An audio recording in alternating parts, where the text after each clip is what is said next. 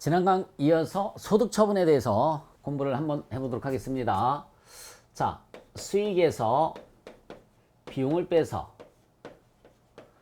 당기 순이익을 계산합니다. 수익이 10만 원이고요. 비용이 6만 원입니다. 당기 순이익이 4만 원이에요. 이 비용 중에는 주주의 여행 경비가 들어가 있습니다. 주주의 여행 경비가 3만 원이 들어가 있어요. 3만 원. 주주의 여행 경비가 3만 원이 들어갔습니다. 안 걸리면 되는데 쟤를 걸렸습니다. 얘가 걸렸어요. 그러면은 이 여행 경비 인정하면 안 되겠죠. 그럼 플러스 뭐라고 하죠? 손금 불산입. 플러스 손금 불산입. 뭐를 손금 불산입할 거냐면 주주의 여행 경비, 여비교통비가 되겠습니다. 금액은 3만 원. 이렇게 하게 되면 각 사업년도 소득 금액은 얼마로 계산이 됩니까? 7만 원 이렇게 계산이 되겠네요. 자, 여기에 대한 소득 처분은 괄호 열고 닫고 이렇게 표시를 내주시면 얘가 소득 처분이 되는 거예요. 괄호 열고 닫고가 소득 처분입니다. 누가 띵겼어요? 이걸 주주가 띵긴 거죠. 그렇죠? 그러면 배당이라는 말을 쓰는 거죠. 배당. 이렇게 배당을 하면 각 사업년도 소득 금액이 나왔으니까 당연히 법인세는 늘어날 거예요. 그렇죠? 손금불산입 됐으니까 법인세 당연히 늘어날 거예요. 맞아요? 4만 원일 때랑 7만 원일 때랑 다르잖아요. 그리고 배당이니까는 무슨 소득세가 또 늘어날까요? 배당 소득세가 늘어나게 됩니다. 배당 소득세가 늘어나게 되겠죠. 자, 두 번째입니다. 두 번째. 만약에 이게 주주의 여행 경비가 아니라 대표이사 똑같은데 대표이사 여행 경비예요. 대표이사 여행 경비입니다. 대표이사 가족의 여행 경비예요. 그러면 어떤 세무 조정을 해주시면 되는 거죠? 똑같아요. 송금 불산입이 되는 거고요. 송금 불산입. 대표이사 여행경비. 이번에는 대표이사 여행경비 3만 원. 3만 원이고 소득 처분은 누가 띵겼습니까? 대표이사가 띵겼죠? 그러면 상여라는 말을 쓰는 거예요. 상여. 자, 이렇게 하게 되면은 법인세가 어떻게 될까요, 여러분들? 법인세는 늘어나고요. 자, 이렇게 하면은 또 뭐가 늘어나냐면은 근로소득세. 대표이사의 근로소득세가 늘어나는 거예요. 근로소득세가 늘어난다 라고 생각을 해주시면 되겠습니다. 자, 세 번째는 수익에서 비용을 빼서 다시 한번 써볼게요. 이제 당기 순이익을 계산할 때 수익에서 비용을 빼서 당기 순이익을 계산할 때 수익이 10만 원이고요. 비용이 6만 원이에요. 당기 순이익은 4만 원입니다. 주주의 여행경비 있었고요. 대표이사의 여행경비 있었고요. 어떤 우리 회사랑 전혀 관련이 없는 어떤 개인의 여행경비 들어갔습니다. 금액은 3만 원이 집어넣었어요. 아니 왜 회사랑 관련이 없는 개인의 여행경비를 대주냐고요? 뭐 그거야 여러분들 회사 생활 해보시면은 저렇게 해야 되는 경우가 있습니다. 가끔. 그래서 개인의 여행경비가 들어갔습니다. 그러면은 플러스 손금 불산입. 뭐를 손금 불산입할 거냐면 여행경비예요. 여행경비. 금액은 3만 원입니다. 이렇게 하게 되면 각 사업년도 소득 금액이 얼마로? 7만 원이 돼서 결국은 법인세가 늘어나겠죠. 안 걸리면 여러분 안 걸렸으면 4만 원에 대해서 내면 되는데 걸렸으니까 7만 원에 대해서 내야 되겠죠. 괄호 열고 닫고 소득 처분은 이 개인은 불로소득이 생긴 거잖아요. 지 돈 내고 가야 될 여행 경비를 이 회사에서 대줬으니까 지금 불로소득이 생겼습니다. 그래서 기타 소득이라고 하는 거예요. 기타 소득. 때문에 저 개인은 뭐를 내야 되느냐면 기타 소득세를 납부를 해줘야 되는 거죠. 저 개인은 기타 소득세를 납부를 해줘야 된다. 자, 얘가 이제 주주가 띵겼으면 배당, 대표회사가 띵겼으면 상여, 회사랑 관련이 없는 개인이 띵겼으면 기타 소득이다 라는 말을 쓰는 거예요. 증빙을 분석을 해서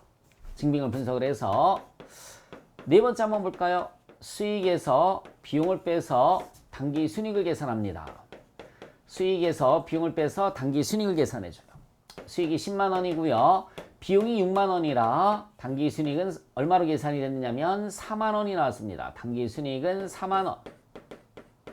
자, 이 비용 중에는 교통위반 벌과금이 3만 원이 있습니다. 얘는 누가 땡긴 게 아니죠. 이번에는 누가 땡긴 게 아니라 그냥 잘못해서 벌금 낸 게 3만 원이 있어요. 그러면은 이 벌금 낸 거 플러스 뭐가 될까요, 여러분들? 송금 불산입이 되죠. 뭐를 송금불산입할 거냐? 벌과금. 금액은 3만 원이에요. 3만 원. 이렇게 하면 각 3년도 소득 금액은 얼마로 계산이 되느냐면 7만 원으로 계산이 됩니다. 7만 원. 그래서 여기에 대해서 당연히 법인세는 늘어나겠죠. 법인세 늘어납니다. 자, 소득 처분은 뭘로 다 해주면 되느냐면 소득 처분은 잘 보시기 바랍니다. 주주가 띵겼으면 배당, 대표이사가 띵겼으면 상여, 개인이 띵겼으면 기타 소득인데 누가 띵긴 게 아니라 잘못해서 낸 거죠. 그쵸?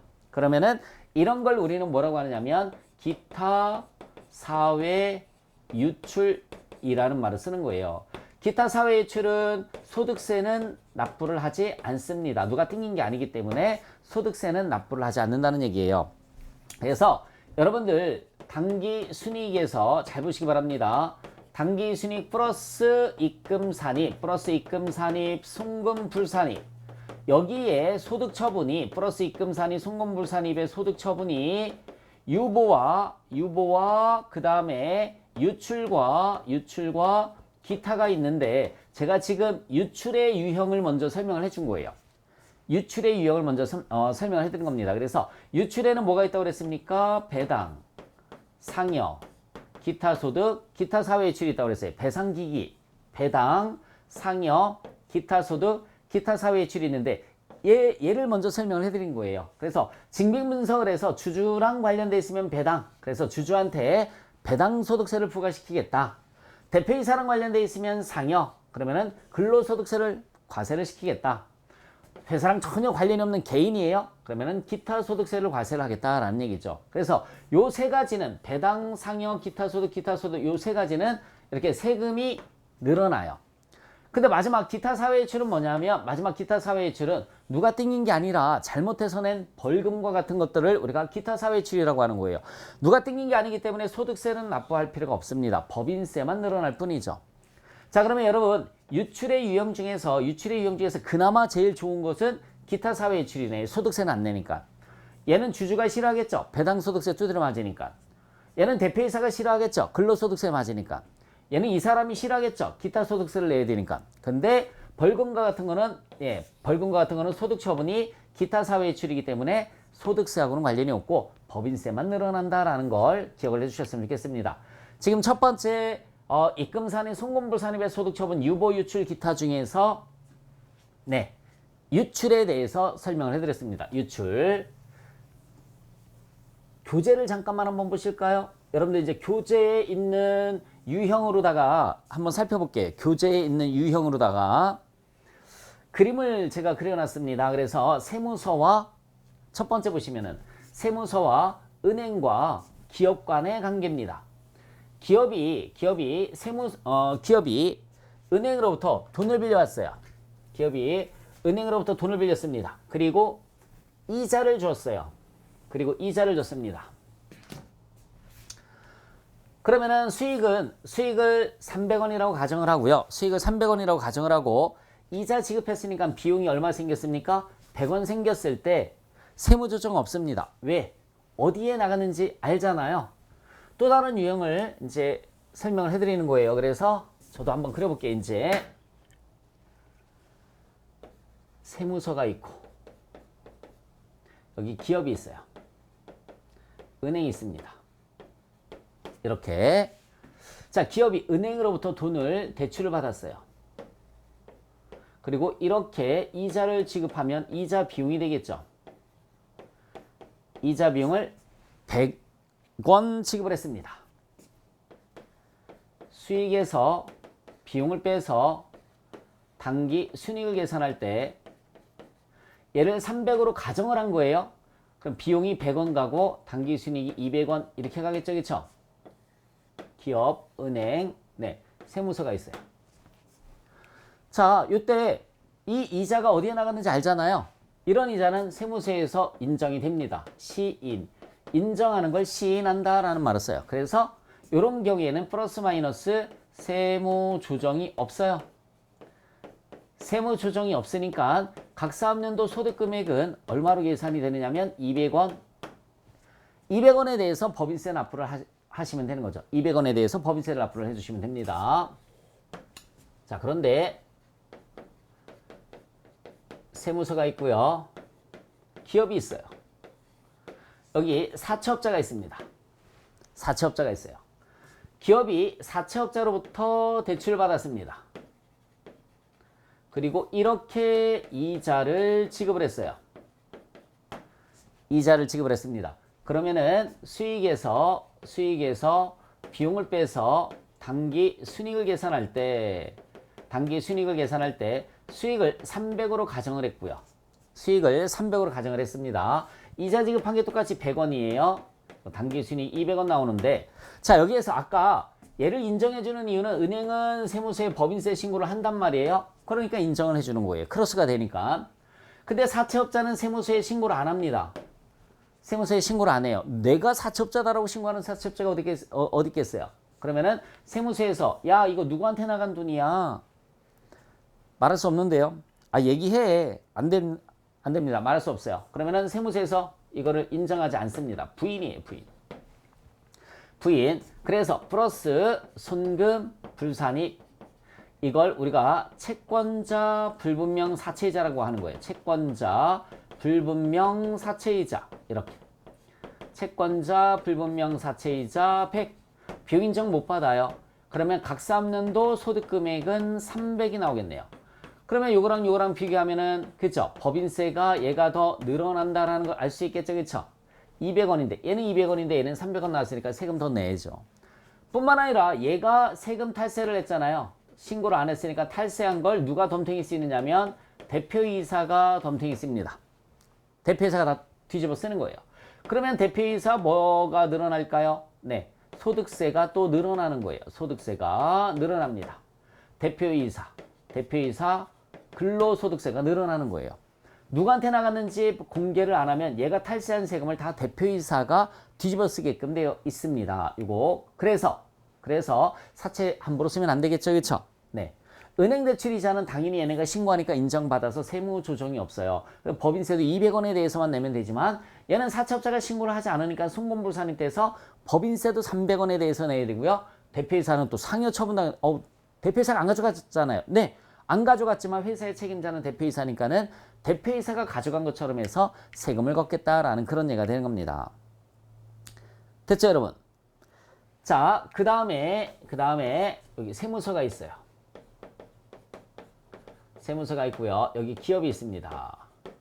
여기 기업이 있고요. 여기 국방부가 있어요. 국방부. 자, 우리 회사에서 국방부에 기부를 좀 했습니다. 기부를 100원어치 했어요. 수익에서 비용을 빼서 단기 순이익을 계산할 때 책에서는 뭐 적십자 회계도 되고요. 국방부도 되고요. 뭐 지방자치단체도 되고 국가도 되고 상관은 없다는 얘기입니다. 100만 원 납부를 했어요. 자, 수익을 300으로 가정을 했을 때 기부가 100이 나왔으니까 200입니다. 국가단체잖아요. 네, 그래서 세무서에 얘네 국방부가 세무서에 신고를 하든 안 하든 징빙이 있으니까 인정이 됩니다. 시인이에요. 플러스 마이너스 세무 조정이 없다. 플러스 마이너스 세무 조정 없으니까 각 3년도 소득 금액은 얼마가 되느냐면 200이 되겠죠. 각 3년도 소득 금액은 200이 됩니다. 200. 이렇게 되는 거예요. 됐어요? 요거는 세무 조정이 없어요. 그런데 잘 보시기 바랍니다. 세무서가 있어요. 세무서가 있고요. 여기 기업이 있습니다. 기업이 있고 여기 홍길동이 있어요. 홍길동. 여러분, 홍길동은 뭐냐면 청소년 가장이에요. 기업이 홍길동한테 기부를 했습니다. 청소년 가장입니다. 자, 수익에서 비용을 빼서 단기 순이익을 계산할 때 수익이 300이고 비용이 100. 단기 순이익 200이 나왔어요. 와, 좋은 일 했죠, 그쵸? 청소년 가장을 도와줬어요. 좋은 일 했어요. 그래서 세무서에서 인정하지 않습니다. 왜요? 그러면 부인이에요. 아니, 왜요? 개인한테 직접 기부하는 건 인정이 안 되는 거예요. 만약에 홍길동이 청소년 가장한테 기부를 하고 싶다라고 하면 동사무소나 학교나 뭐 이런 단체를 통해서 기부를 했었어야지 직접 기부하는 건 인정이 안 됩니다. 그러면 플러스 송금 불산입이 되는 거죠. 뭐를 송금 불산입할 거냐? 기부금 100.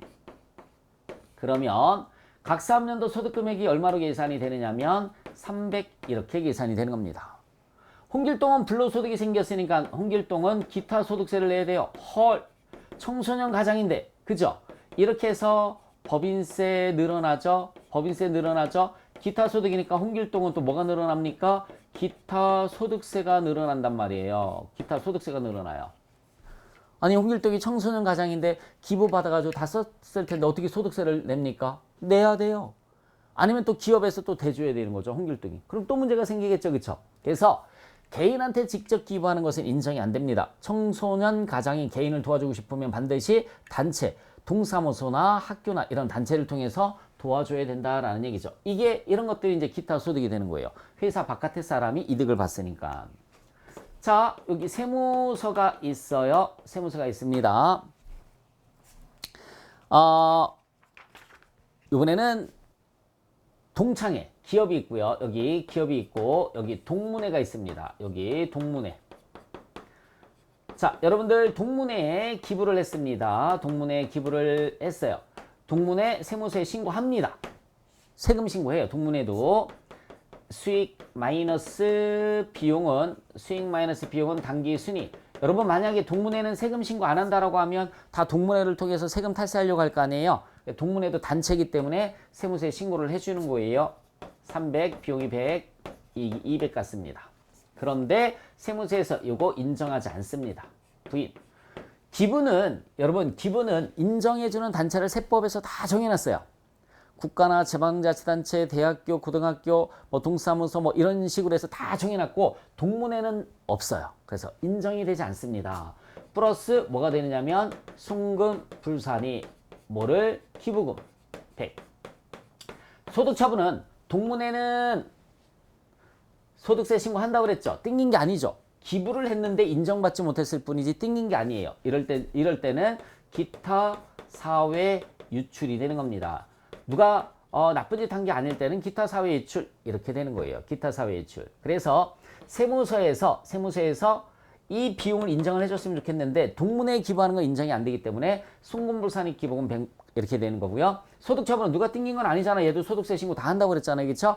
이럴 때 나오는 게 기타 사회 유출입니다. 그래서 상여, 그 다음에 뭐 있었어요? 기타 소득, 그 다음에 기타 사회 유출, 그리고 이 증빙의 주인이 주주이면 뭐라고 한다고 그랬습니까? 배당. 이렇게 제가 말씀을 드렸어요. 그래서 지금 이번 강은 소득처분 중에서 유출에 대해서 살펴봤습니다. 그리고 과태료 낸 것들, 여러분들 교재 이제 4번에 보시면 과태료 낸 것도 기타 사회 유출. 누가 띵긴 게 아니잖아요. 그렇죠? 과태료 낸 것도 송금불산이 기타 사회 유출 이렇게 해서 기억을 해주셨으면 좋겠어요. 그래서 유출의 유형 다시 한번 여기다 써드려 볼게요. 플러스 입금 산입, 송금 불산입의 소득 처분이 유보와 유출과 기타가 있는데 유출에는 주주가 땡기면 배당, 대표이사가 땡기면 상여, 개인이 땡기면 기타 소득, 누가 땡긴 게 아니면 기타 사회출이라고 그랬어요. 요 네 가지 지금 설명을 해드렸고요. 배당, 상여, 기타 소득은 소득세를 내야 되는데 기타 사회출은 소득세를 내지 않는다라고 말씀을 드렸습니다. 다음 강에서 유보에 대해서 자세하게 설명을 해드리도록 하겠습니다. 수고하셨습니다.